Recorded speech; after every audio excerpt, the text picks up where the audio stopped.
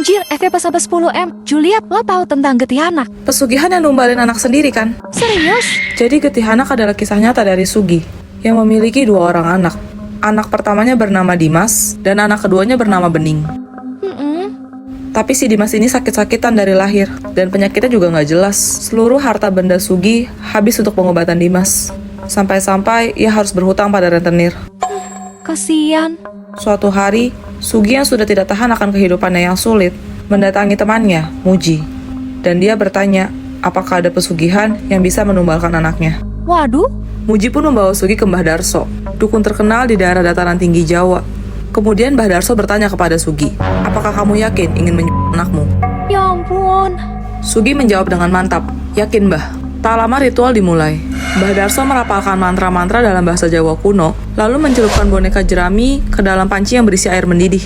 Terus? Tiba-tiba, terdengar suara jeritan kesakitan Bening yang menggema ke seluruh ruangan. Pak, panas pak, jangan pak. Kok Bening sih? Sugi langsung panik terus bilang, Mbah, yang mau saya tumbalkan itu anak pertama saya yang sakit-sakitan, si Dimas. Tapi Mbah Darso berkata, kalau Sugi nggak bisa memilih, karena yang akan diambil adalah anak yang paling dia sayangi. Mateng. Juliet, lo tahu cerita tentang kamar merah gak? Ada anak SMA yang pindah dari desa ke kota, dan karena uangnya nggak banyak, dia sengaja cari kos-kosan murah yang deket sama sekolahnya. Setelah muter-muter seharian, akhirnya dia nemu yang cocok harganya, dan dia mutusin buat bayar deposit 3 bulan. Oke. Di hari pertama dia pindah, saat dia beres-beres, di dinding kamarnya, dia ngeliat ada sebuah lubang sebesar jari telunjuk. Waduh. Dia ngintip melalui celah lubang, dan dia ngeliat kok kamar sebelah warnanya merah semua gitu. Tapi dia pikir, oh mungkin tetangganya juga udah sadar dan nutupin bolongannya pakai sesuatu. Bisa jadi sih. Tapi tiap hari, dia selalu ngerasa kayak ada yang merhatiin dia. Hah, kok bisa? Dia tinggal sendirian kan? Karena penasaran, dia bolak-balik ngintip lubang itu. Tapi nggak ada apa-apa, hanya warna merah yang kayak darah segar. Terus? Akhirnya karena udah nggak tahan lagi, dia nyamperin kamar ibu kos buat nanyain soal tetangga sebelahnya itu. Katanya penghuninya itu cewek yang menderita penyakit aneh sampai warna bola matanya merah semua. Jadi selama ini?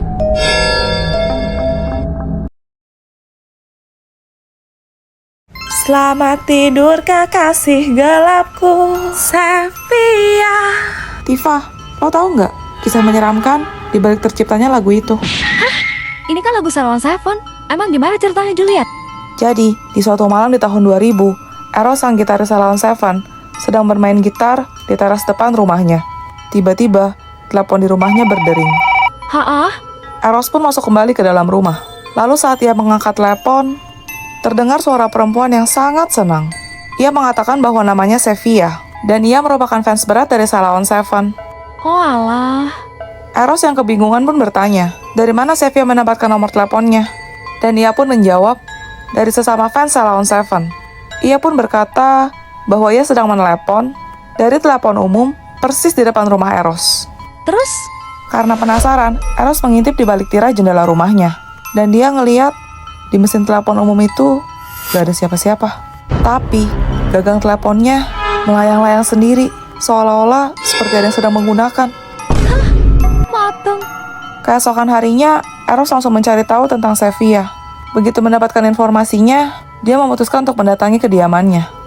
Namun ketika sampai, ia justru disambut kedua orang tua Sevia yang mengatakan kalau Sevia sudah meninggal 7 bulan yang lalu karena kecelakaan dalam perjalanannya menuju konser Salon Seven.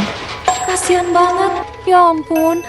Akhirnya untuk mengenang Sevia, Eros terinspirasi menciptakan sebuah lagu dari nama penggemarnya itu. Jujur sedih sih, tapi merinding juga ih.